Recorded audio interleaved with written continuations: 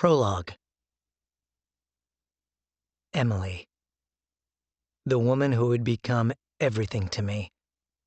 The person I would eat every meal with and lie down next to every night for the rest of my days. She was just ahead, behind that door at the far end of the long hall. I glanced over my shoulder.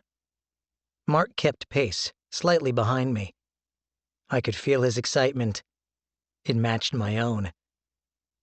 Everyone said Emily and I would be perfect for each other. I'd overheard them talking when they thought I was asleep. I spend a lot of time with my eyes closed, but I don't sleep much. They didn't know that. A magical match, they'd all agreed.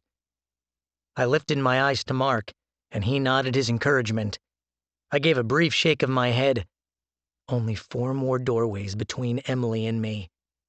I picked up my pace. A cylindrical orange object on the carpet in the 3rd doorway from the end caught my eye.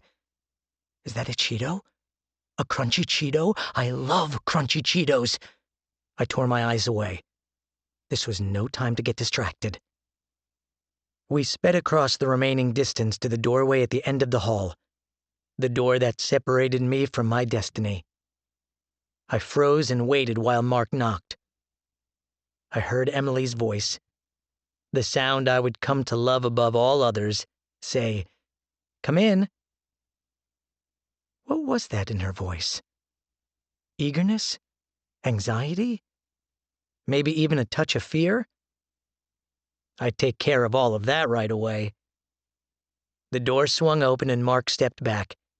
He pointed to Emily. I'd seen her before. Emily Maine was a beautiful young woman in her late 20s. Auburn hair cascaded around her shoulders and shone like a new penny. With my jet black coloring, we'd make a striking couple. "Go on," Mark said.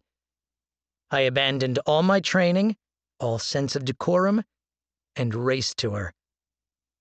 Emily reached for me and flung her arms around my neck. I placed my nose against her throat, and she tumbled out of her chair onto her knees. I swept my tongue over her cheek, tasting the saltiness of her tears. "Oh, Garth." My name on her lips came out in a hoarse whisper.